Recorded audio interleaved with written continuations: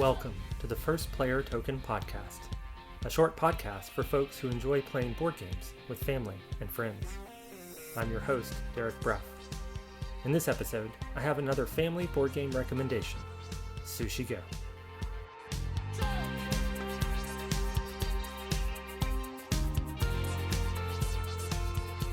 Sushi Go is a card game designed by Phil Walker Harding, published in 2013 by GameRight. When I saw the game, the smiling sushi on the front of the box grabbed my attention, but it was the game mechanics that sealed the deal. I've played a lot of Sushi Go over the years, and it is by far my favorite game about anthropomorphic sushi. The first time I had sushi, I accidentally dropped my piece of fish in the wasabi sauce. I was warned that I might not want to eat it, given how hot wasabi is, but I figured, how hot could it be? It was very, very hot.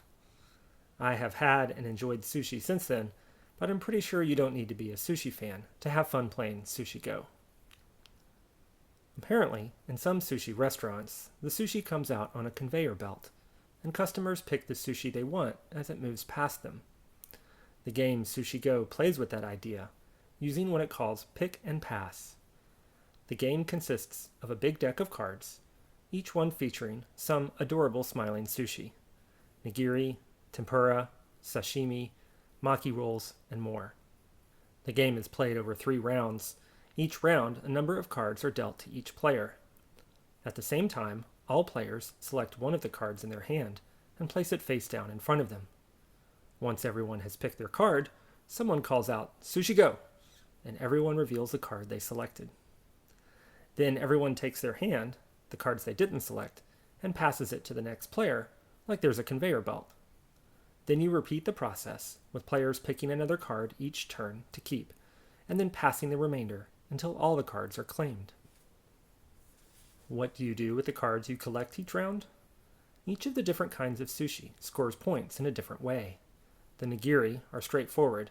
Each one scores 1, 2, or 3 points for egg, salmon, or squid nigiri, respectively. The tempura only scores if you have a pair of them. 1 tempura card is worth nothing, but 2 are worth 5 points. For the sashimi, you have to have 3 of them to score, but if you do, you get 10 points. The dumplings score more the more of them you have. 1 point for 1 dumpling, 3 points for 2 dumplings, 6 points for 3 dumplings, 10 points for 4 dumplings, and 15 points for 5 dumplings, although that almost never happens.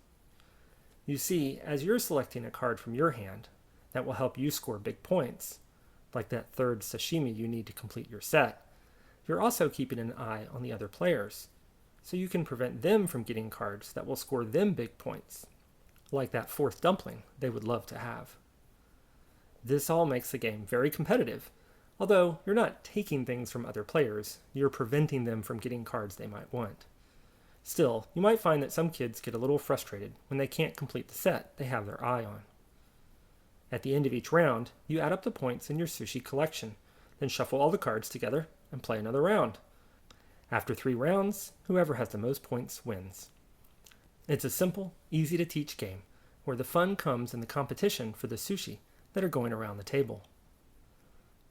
One of my favorite cards is the wasabi, because I know just how powerful wasabi can be. In Sushi Go, once you play a wasabi, the next nigiri you play is worth triple points, because dipping a nigiri in wasabi makes it taste better, assuming a reasonable amount of wasabi. We will often mime the act of dipping one card into the other, just for effect. Sushi Go plays 2 to 5 players, and I find it works well for kids ages 6 or 7 and up. There's no reading required, but there are a few different types of sushi to keep straight, each of which scores differently. Younger kids might need some help scoring their sushi, but doing so will help them practice some basic math facts. Since the hands of cards come back to you later in each round, remembering what cards you've seen gives you an edge. This means playing the game benefits from a little memory work, which might be hard for the youngest players.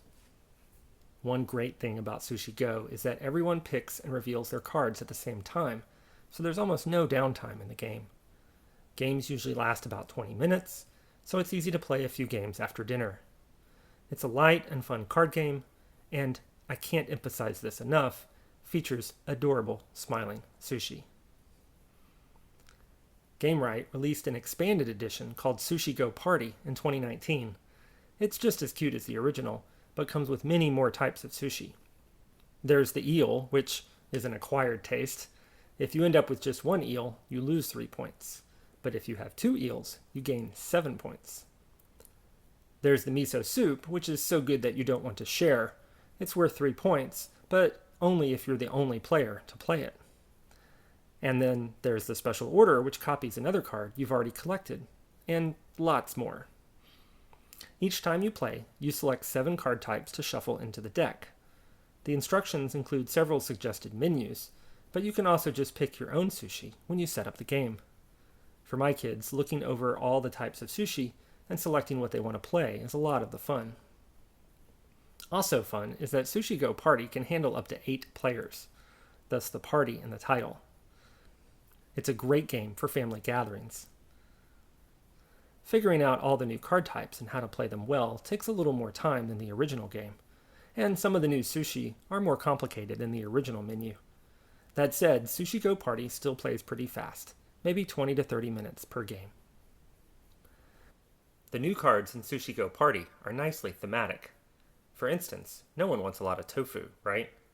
Having 1 tofu in your collection scores 2 points. Having 2 tofu scores 6 points, but having more than 2 is worth 0 points. We like to pass a tofu to another player when it's the last card of the round and they have to take it, busting their tofu score. You got tofu'd is now a pretty common thing we say around the house. What do kids think about Sushi Go? Let's go to our Japanese seafood correspondence for a few thoughts. What game are we talking about? Sushi Go Party. It's the best game so far. I haven't played every game in the game closet, but this is the best game so far. It is so fun. And why do you like this game so much? You get to pass cards, and the cards are really cute. Yeah. Mm-hmm. Yeah. What makes the cards so cute? Like their faces. Yeah. Yeah.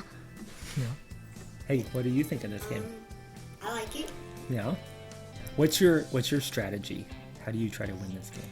I do not want to tell you how I use my strategy. Because we're about to play, Yes. and then I would steal your strategy. Mm-hmm. Yeah, that's fair. That's fair. What's one card you like to play in this game? Dumplings. Yeah. Why do you like the dumplings? They give you so much points. They can give you all the way up to 15 points. I like the tofu. What is Tofu? that? Yeah, the tofu. Yeah. It's really fun. Why do you like the tofu?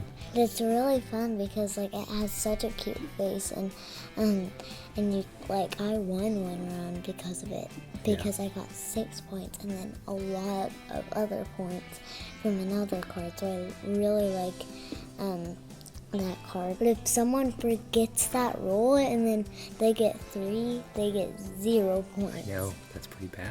I know. Yeah. Or what about on the last card of the round when someone gives you a card and you have to take it? What if it's a tofu and it's your 3rd one? Oh, that would be bad. That would be bad. Yeah. Hey, what about this card? Do you know how that one works? Oh, so if Do you know what it's called? I love that one so much. Miso soup. Miso soup? Miso Yep. soup. Can I tell? Nope.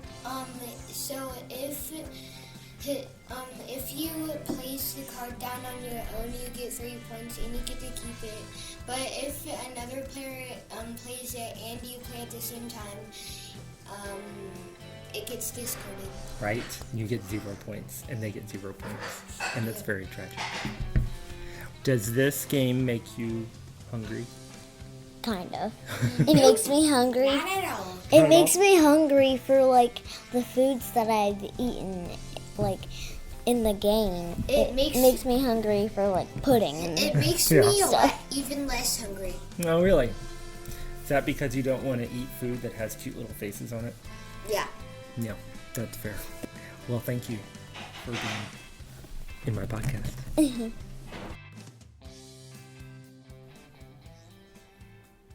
The original Sushi Go is cheap, under $10 US, and easy to find. But if this game sounds appealing to you, I would recommend getting the party version.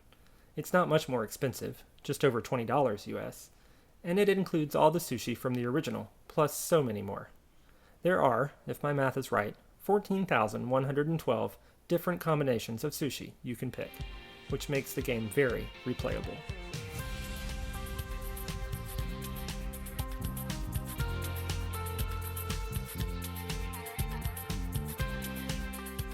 That's it for this episode of the First Player Token Podcast.